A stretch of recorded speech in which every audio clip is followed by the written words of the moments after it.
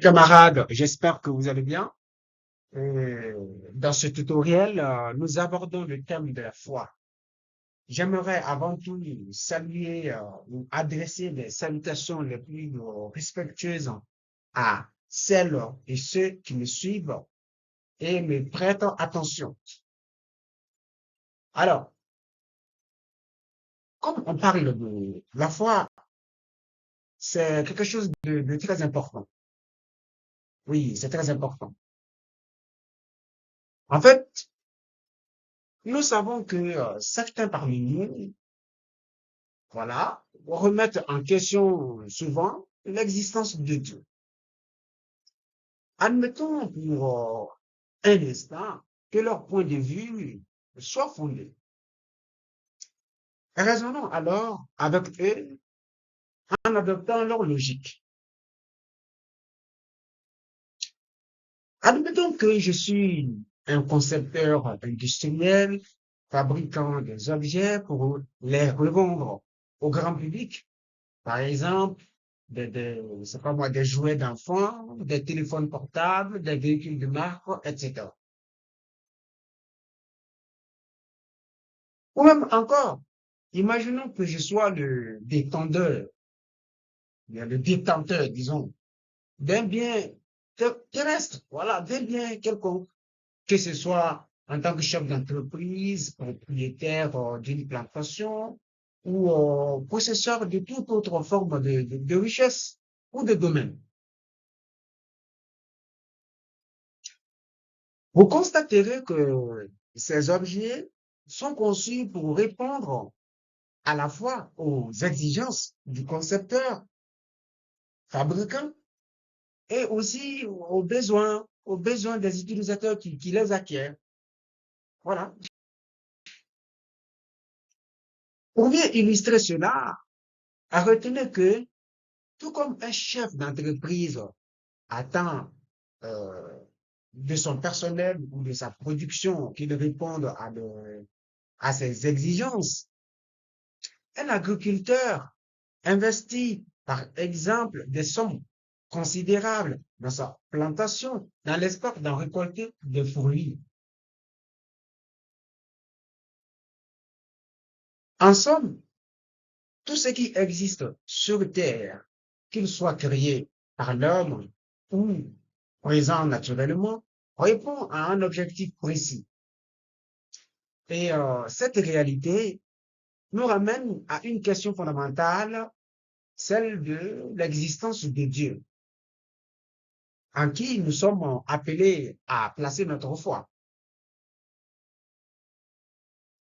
En réalité, c'est tout ce que nous possédons ou créons en tant qu'être humain a une finalité et nous appartient légitimement, alors, par extension, chaque être humain peut être considéré comme la propriété, voilà, la propriété de ses géniteurs, je veux dire de ses procréateurs, ses parents en fait, qui eux-mêmes sont issus d'une lignée ascendante, similaire, remontant ainsi de génération en génération. Nous admettons que tous, ou tous nos ancêtres, oui, ne sont apparus à partir du néant, en fait. Nos ancêtres ne sont pas apparus à partir du néant. Une idée d'ailleurs confortée par la théorie de euh, l'évolution de Darwin, qui affirme que toute forme de vie évolue à partir d'un point d'origine. Mais la véritable question demeure. Pour qu'il y ait évolution, il faut nécessairement un point de départ. C'est pourquoi il devient raisonnable de croire qu'à l'origine, un mâle et une femelle ont dû exister et s'unir pour initier le processus de procréation. Ainsi, à la lecture des textes sacrés, on constate qu'à l'origine, Adam et Ève furent créés par une force supérieure, voilà, dont l'existence, d'un point de vue logique, ne saurait être remise en question. En ce sens, Adam et Ève sont des manifestations premières de cette force créatrice. Oui, une force, bien sûr, mais si l'on te demande de lui donner un nom, que répondrais-tu? Un livre religieux. En ce sens, en raison alors, lorsqu'ils affirment l'existence d'un créateur non créé, une force originelle, à l'origine, bien sûr, oui, à l'origine de toute chose, en fait. Alors, comment on peut l'appeler? Bien sûr, c'est Dieu. C'est Dieu, bien sûr. Pour ma part, cette logique me paraît tout à fait irréfutable. Hein. Ah, personne ne dira le contraire. Bon, enfin, c'est une idée, donc on va donner la possibilité à certaines personnes de donner leur point de vue quand même. De la même manière que nous, êtres humains, attendons de nos créations ou de nos biens qu'ils répondent à nos attentes. Sachez que cette force créatrice souhaite elle aussi que nous répondions à ses exigences. La véritable question qui se pose est donc la suivante. Comment connaître les exigences de cette force créatrice? Certains répondront immédiatement à travers ses prophètes, ses envoyés chargés d'annoncer, n'est-ce pas, aux hommes l'existence de Dieu.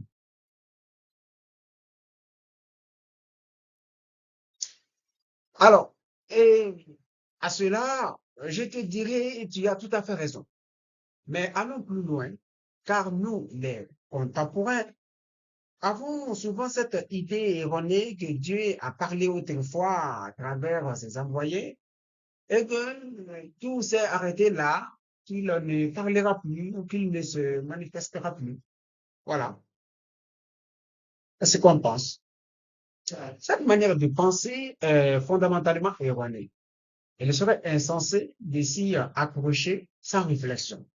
C'est pourquoi cette affirmation, telle que formulée par des savants au sujet de Dieu, en dehors des paroles bien sûr attribuées au prophète, ne peut être qu'une hypothèse qui mérite donc d'être examinée et vérifiée avec rigueur.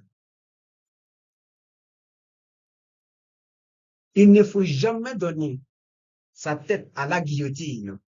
Oui, bien sûr, à la guillotine pour défendre qui que ce soit. Il est essentiel de garder sa lucidité et de faire preuve de discernement en toutes circonstances.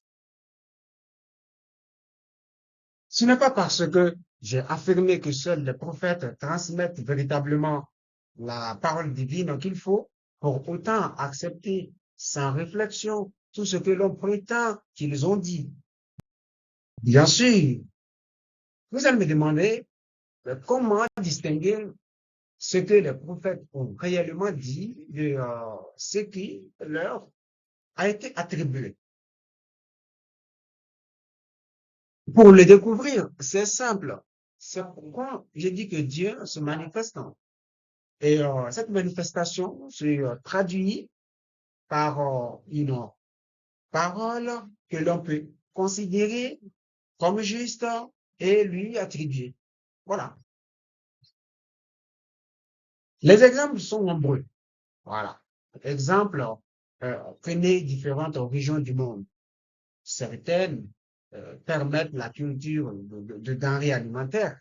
Par exemple, je vais dire de vivriers. Tandis que d'autres non. Voilà.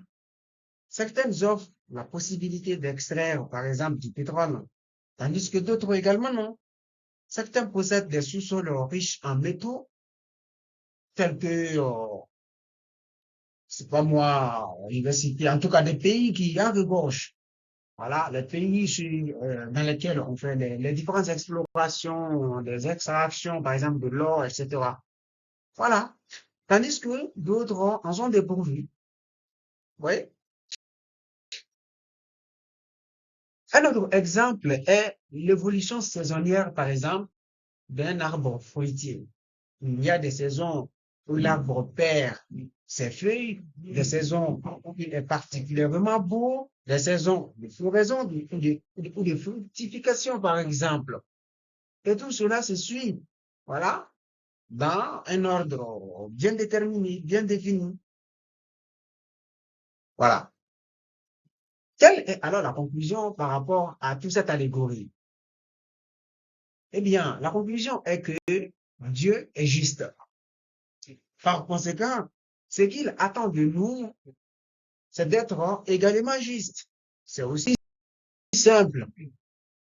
Pour paraphraser, je vais dire paraphraser Jésus, voilà. Les prophètes ne sont pas venus pour guider, par exemple, les justes, mais pour éclairer ceux qui sont égarés. Voilà. Ça, c'est le rôle des prophètes. Revenons à la question des prophètes.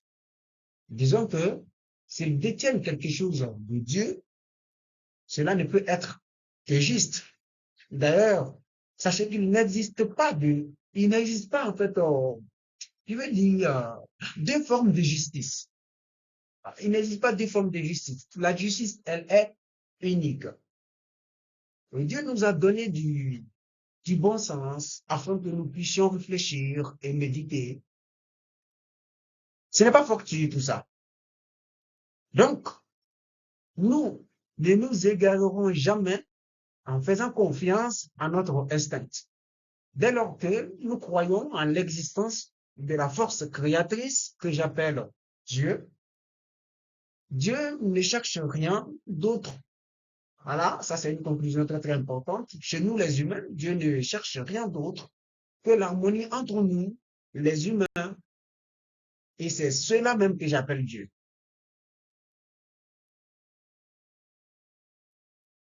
Quittons donc, voilà, quittons donc les dogmes, les hypothèses étatiques, humains, ou c'est pas moi, politiques et dictatoriaux qui, pendant des siècles, ont opprimé l'humanité.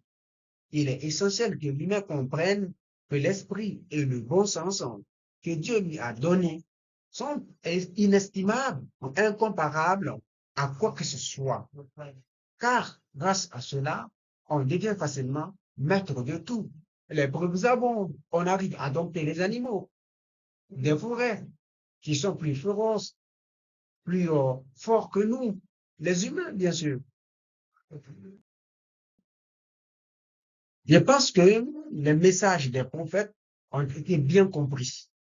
Leur rôle était de démontrer, voilà, au monde l'existence d'une force créatrice en qui il faut croire et à qui il faut chercher à ressembler dans toutes nos actions, nos œuvres.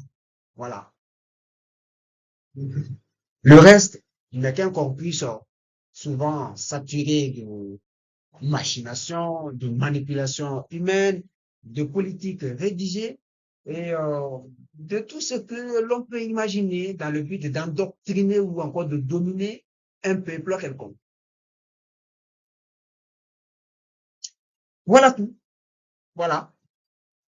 Et ce que je vous exhorte à faire en revanche, c'est d'étudier, de méditer, de réfléchir, d'apprendre à être juste sur tous les aspects du monde encore. Quel que soit le plan dans lequel tu te retrouves, cherche toujours à être juste.